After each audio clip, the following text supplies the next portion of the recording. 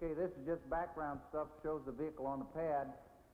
This shows Bob Crippen getting ready to fly, and there's me, and you can see my big project the week before flight was getting bigger United States flags put on our pressure suits. And the reason for that was one of these bureaucrats told me that it had to be a small flag to balance the space shuttle program, and I pointed out to him that the United States was bigger than the space shuttle program.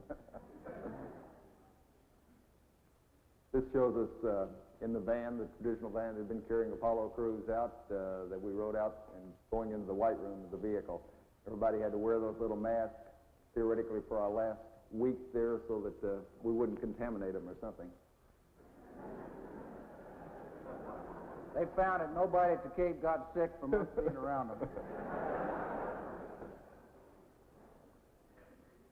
This is shutting up the hatch just prior to launch, and that's John said it gets kind of lonely out there. This is high-speed ignition of the three main engines.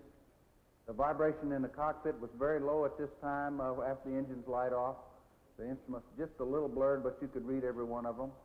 Look at those babies come up to speed. This is from the cockpit. Shows how the vehicle moves back and forth there.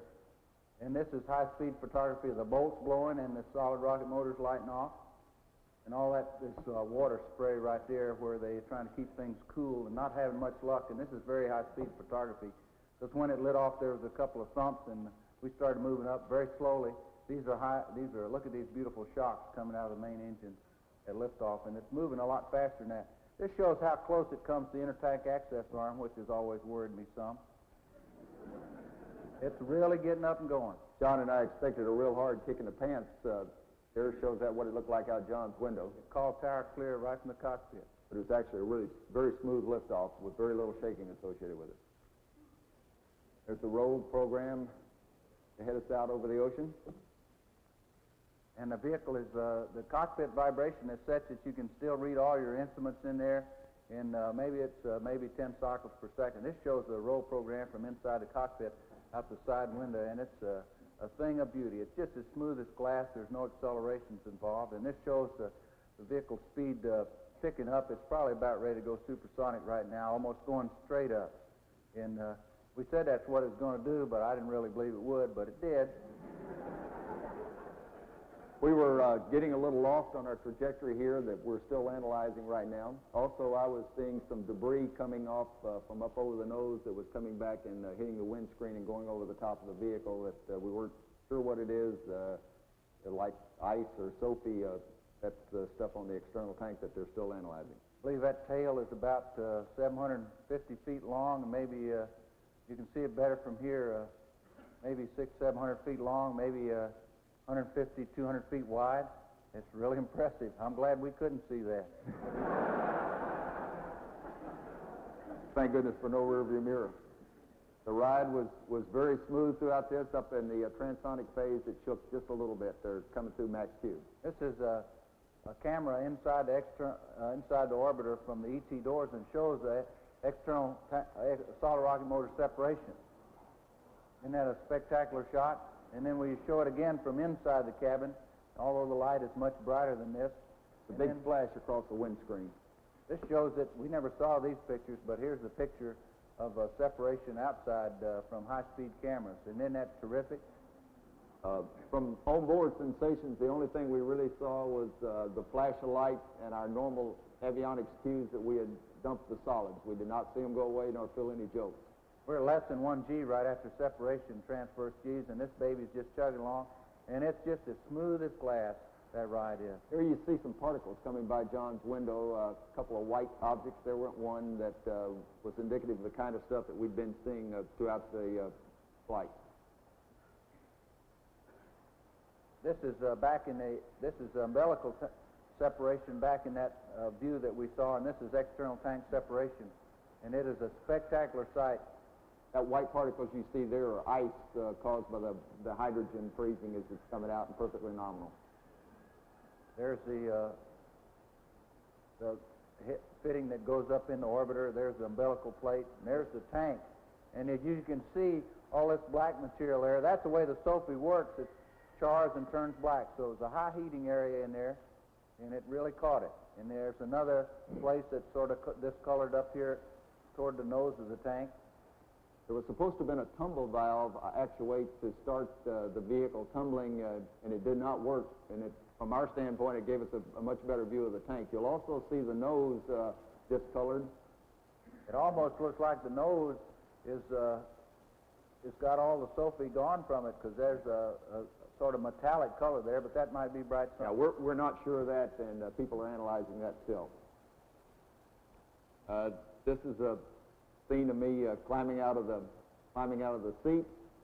All the operations associated with the suit and the seat while you're in zero-G are much easier to handle than it is down here on Earth. I'm just stuffing the helmet in a little bag along with the gloves so that we can tuck them away. There's quite a few connections associated with that suit, but it's no real problem to handle it all in zero-G. In 1G, we had a lot of problem with this helmet. It was always bumping into the hand controller and firing things. There, you see it's up there out of the way. We finally got it right. That floats nicely. I'm not going to tell you this picture was made right after we got into orbit, because I don't think either one of us was that gutty, but we made it later on and then ran it backwards. Actually, we did a suiting exercise while we were on orbit just to make sure that we could get in the suits and get back in the seats with no problem, and that's when we filmed this. This is two TV cameras muxed together, one on the left and one on the right, shows the initial payload bay door opening. All of that went nice and smooth. You'll notice the OMS pod coming into view right here. This is the first time we saw some tiles missing off of the OMS pod. You notice the door kind of hesitates when it opens, too. It did this in a fixture on the ground, and they told us, well, that was due to the fixture. That's the way the door really works. The camera on the right is an aft camera looking forward. You can see the windows coming. The one on the left is a forward camera looking aft. That door operations went as smooth as it could be, which I was mighty happy, because I didn't particularly care about the thought of going outside and trying to do anything associated with them. This is a view, pan in the outside that shows the radiators deployed out there. That's a beautiful, beautiful shot with the television. You can also see those radiators when you look out your forward windows, which surprises us a little bit. This is an ops mode 8 check out of the hand controller. You move it full throw, and then you read on the cathode ray tube, which is where I'm looking, to see if the hand controller is working properly. And this is very exciting. A little bit of this will last you about 6 months. This shows a camera forward in the cockpit looking aft, and with John coming out of the seat. This was actually some TV stuff that we did for a status report. Pretty good indication of the kind of problems we have with some of our comm lines, which you had to work pretty hard to make sure you didn't get tied up in those things. And we stayed tied up in them the whole flight. The government is now looking at wireless mics that I think will really improve the capability of the crew to operate. As you can see there, I'm having to hold mine next to my mouth so I can talk to people. This is a shot down on our mid-deck storage area where we had all of our stuff stowed, and this was actually just after the press conference, or not press conference, after the conversation we had with the Vice President. Zero-G is something else. That is something that all of you should have an opportunity to experience. It is really fun. You know, if you could do that in your living room without breaking your leg, you sure would. There's no problem trying to restrain yourself anywhere down there. I'm in the process here of changing out one of our LIO canisters, which is used that we run the air through to take out all the CO2 and any contamination. It's a very easy job. We had a couple of troughs down there where we stow LIO canisters, and you could just fit your legs down in there and kind of push them apart, and it restrains you very nicely. Look at this. It shows the mobility that we have down the mid-deck. People thought we needed restraint systems to tie ourselves down in there. You don't need any of that. Now watch this mobility that Bob has when he kicks off and goes up to the top side. Boy, I'll tell you, if that isn't the neatest thing in the world.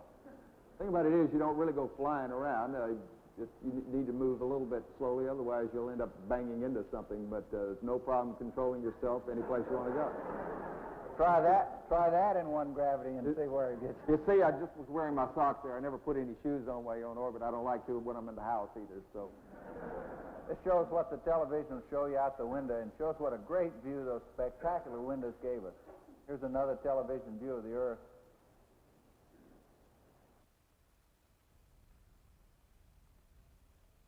Now we're coming up to the reason I was glad I was flying with a guy like John that's got all the experience. We're getting ready to come home, and sitting beside a man that knows space testing like he does made you feel mighty good. We're shutting the doors, and all of that again went just like we wanted it to. There were no problems at all associated with it. You can notice there's a little bit of jerky motion when it comes down. We were lowering the starboard door down easy, and you'll notice it bounces pretty good, which we're having to pass on to other following crews to make sure that when they close it, they don't have any problem with overlap. Got it all tucked away, and we're ready to come home. Now this had them stretch this picture because in the real world there was a beautiful pink up here due to the heat. This is the first part of entry, and there's the sunrise coming up. And we're moving along at about 300,000 feet, and we're just about to 265,000 feet where we go in our first roll reversal. And you'll see that pretty shortly. Now, we're moving pretty fast, but not quite this fast. Yeah. That's the first roll reversal. And here's the second roll reversal. It's done at Mach 18 and a half, and this is at 2 frames a second. So we're moving 6 times faster than we would in the real world. 12 times maybe, yeah. Mach 18 and a half, and you really see those clouds go by even in the real world, but it's not quite this fast. You certainly. The next roll reversal is at Mach 9.8. There it goes. We did the roll reversal a little bit slower than that, too. Yes. And here we come back at the 4.8 roll reversal, and that's Bakersfield out there. Coming across the Hatchby in the Sierras. And the vehicle sort of rolls rings level, and this is about at 80,000 feet, and then we went to real-time photography, which is only twice as fast as happens in the real world, and as you can see, everything is slowed down quite a bit. We're pretty high right now, maybe 75, 80,000 feet, coming across the lake bed areas that we told you all about. There's China Lake up in that area, up in there, and you can see it out the left window. There's Cuddy back there, Pork Chop Lake coming into view at the top. Right at the top. We're coming out to swing around the heading alignment circle, and it sure is a beautiful view. Looking out that window, you can see everything you need to see. There was just no doubt in our minds that we knew exactly where we were in the flight, even by comparing what we had on our normal ground track with what we're seeing on the instrument. There are 3 sisters up there. The ride-in up to this point had been nice and smooth, and the vehicle controls really tight. It's a nice handling space. Chase plane joint up there. And we're getting ready to go in the turn around what we call our heading alignment circle. That's the Mojave River, which is mainly a dry lake bed or dry river bed out there. John is driving the vehicle at this point in time, and it's really handled nice. We were right down the middle of the corridor all the way. The remarkable thing about the space shuttle is it's all electric, and when you move the wings somewhere, they stay there. You put the nose somewhere, and it stays there. It's just an admirable handling vehicle. You couldn't ask for anything as responsive, and as for this kind of a job, it does it exactly like you want it to.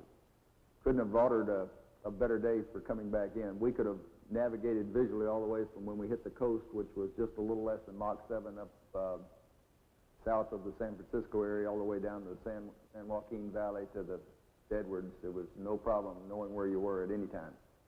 There's the highway north of Edwards there, and you swing across the lake bed, and it's kind of hard to see at first in these films, but there's the old aim point right there. We're starting to come down the glide slope there, and the runway's still hard to see there. We have some aim lights that give you an indication of what your glide slope is out there that we refer to as PAPI lights. We also had locked onto a microwave landing system, and all of those ended up agreeing right on as to where we were, no doubt whatsoever. Here's our old chase plane. He's flying back and forth across the bottom of the vehicle, taking pictures to see if there's any tile damage that would not show up. You know, they thought they might get some from the rocks and everything on the desert floor, so he's covering that right now. And chase plane did a real terrific job. The vehicle is very easy to control in this flight regime. We're about into pre-flare right now. I was flying about 285 knots at this point. We're like about a 20-degree glide slope. Everything was just as smooth as could be. we're going into pre-flare, and this is how it looks out the window. You may be able to see 2 or 3 of those lights. 2 white lights is what we're looking for. There are 2 there. We start our pull-up now, and there'll be 3. You'll see the 3rd one come on. So we're on a 20-degree glide slope to pre-flare, which means we can only land right down here at the touchdown point. Here's the wheels coming down. The wheels really snap down fast. They're much faster than what I anticipated them. And there's a couple of big black marks you'll see coming up here pretty soon. There they are. That's the touchdown point, and here we go, boy. What a machine. It didn't know about that. Supposed to land on the touchdown point. But actually,